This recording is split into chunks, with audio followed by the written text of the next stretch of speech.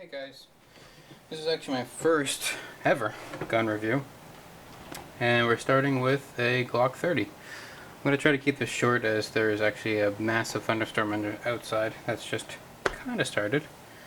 But as I said, this is, or as you can see, a Glock.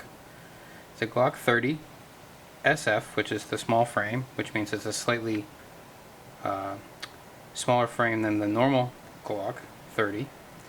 And the Glock 30 is chambered in .45. And as you can see, it is empty. I've had this for a couple of years. I love it to death. And I do actually carry it. That's probably something you'd ask. And it's pretty easy to carry concealed. It's legal where I am to carry concealed with the carry permit. The only issue is in warmer weather when your clothes are lighter and you're just wearing less in general. It is a little more challenging to conceal this than maybe some smaller weapons. This is a compact weapon and it's actually very, very small. This is empty. I mean, very tiny. But it is a wide weapon. And it's wide because it's a .45 auto. I mean, there is no way around that. It's going to be a wide gun no matter what.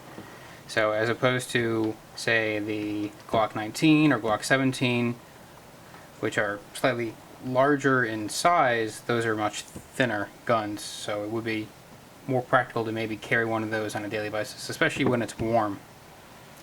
But I'm coming from the school of thought that a slightly bigger caliber with fewer rounds compensates for more rounds of a smaller caliber. There's a huge school of thought behind that, and I'm not here to argue. That's just my opinion. So what I have here also is two of the normal Glock 30 magazines, which are 10 round mags, and I have two Glock 21 magazines which hold 13 rounds. And these fit just fine, and for people with bigger hands it actually helps because you actually have somewhere to put your pinky. Now not everyone has, huge hands. They can probably get, enough of a grip.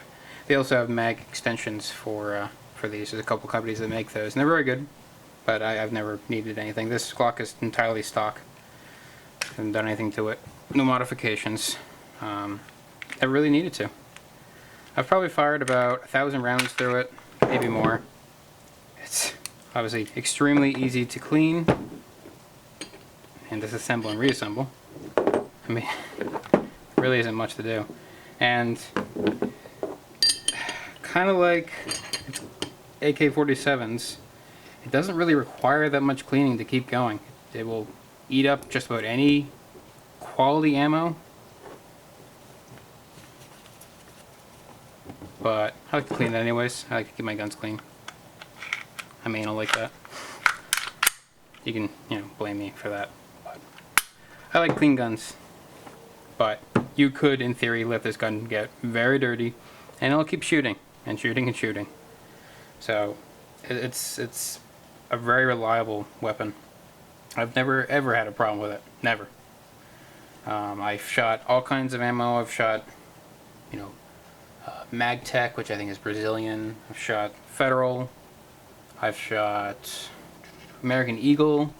I've shot the cheap Russian stuff that has .45. I've shot Fiocchi, the Italian ammo.